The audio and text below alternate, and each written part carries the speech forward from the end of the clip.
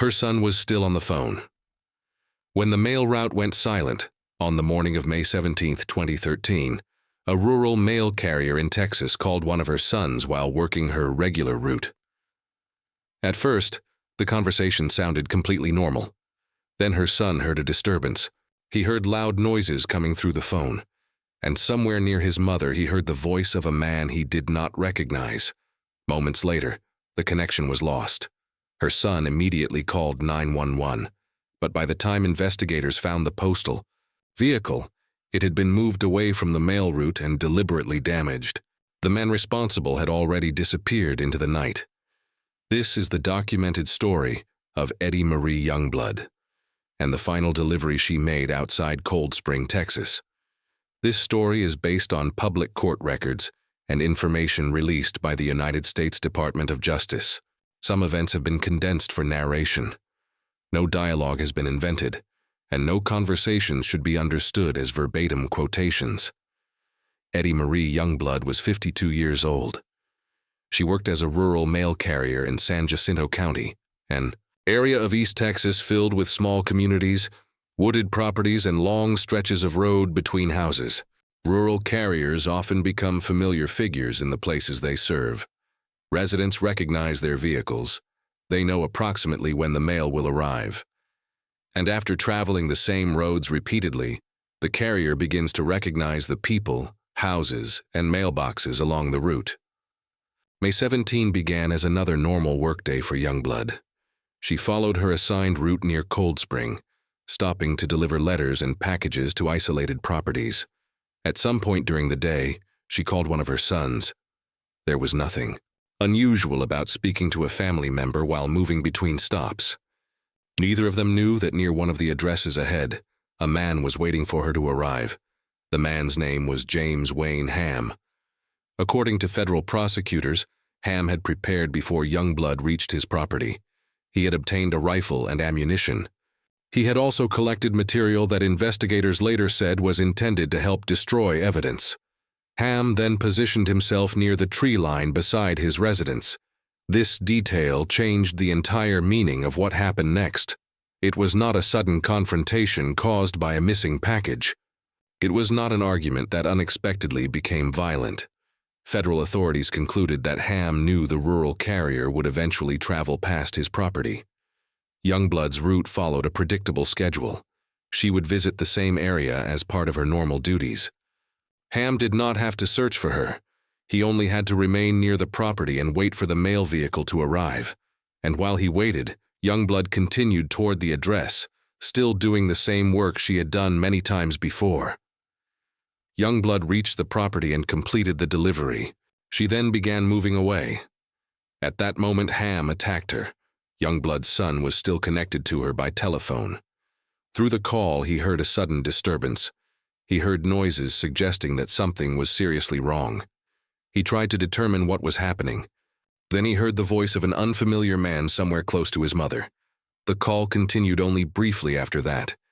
Then the connection was lost. Youngblood's son did not know exactly where she was on the route. He could not see what was happening, but he understood enough to realize that his mother might be in immediate danger. He contacted emergency services and reported what he had heard. That phone call became one of the earliest warnings that something had happened along the rural route. While authorities began responding, Ham was already attempting to hide the crime. Ham moved Youngblood's postal vehicle away from the location where the attack had occurred. He drove it a short distance to a water supply station. There, according to federal investigators, he attempted to destroy the vehicle and the evidence inside it. When authorities eventually located it, the mail vehicle had been burned. What had begun as an ordinary delivery route was now a major crime scene involving local law enforcement, federal investigators, and the United States Postal Inspection Service. Youngblood was a federal employee who had been attacked while performing her official duties. The investigation therefore extended far beyond the county. Officers searched the roads, wooded areas, and properties surrounding the location. Ham was no longer at his residence. For hours, investigators did not know exactly where he had gone. The search continued into the night. Then, sometime around midnight, Officers located him inside an empty residence not far from the scene. He was taken into custody. During the investigation, Ham admitted responsibility for Youngblood's death. He also helped authorities locate evidence connected to the case. The evidence supported the conclusion that the attack had been prepared in advance. Ham had waited for Youngblood's normal route to bring her to him. He then attempted to move and destroy the postal vehicle to conceal what had happened. For Youngblood's family, however, the arrest was only the beginning of a much longer legal process. The case entered the federal court system. Because Youngblood had been killed while performing her duties as a United States Postal Service employee, Ham faced an extremely serious federal charge. Prosecutors initially considered seeking the death penalty. That possibility meant the case required extensive review before it could proceed. Years passed. Youngblood's family waited as hearings, evaluations, and legal decisions continued. The man responsible had been found on the same night, but the final outcome would not come until more than 8 years later.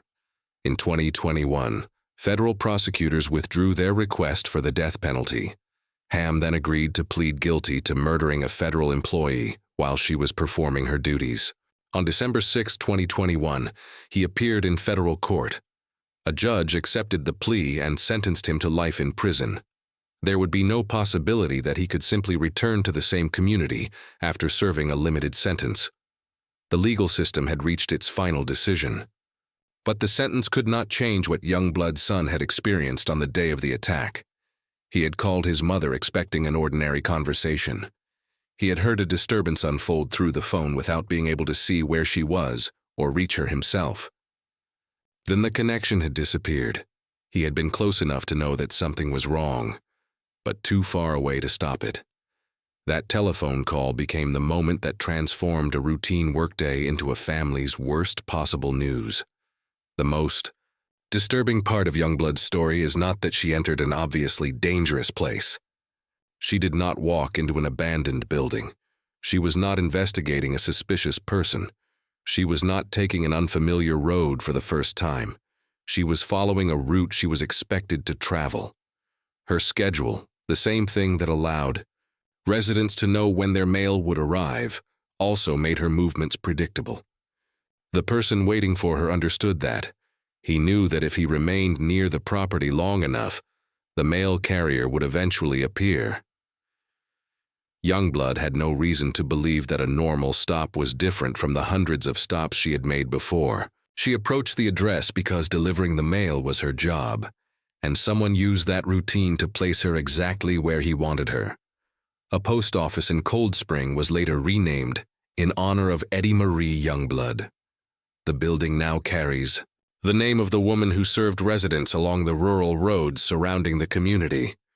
Most people who saw her postal vehicle probably thought little about it. It was simply part of the daily landscape. A familiar person traveling a familiar route, bringing letters and packages to houses miles apart. But on May 17, 2013, one of those ordinary stops concealed something no carrier could reasonably have expected. A man was waiting near the tree line. A son was listening through a telephone. And somewhere between one mailbox and the next, a routine delivery became the last one Eddie Marie Youngblood would ever make.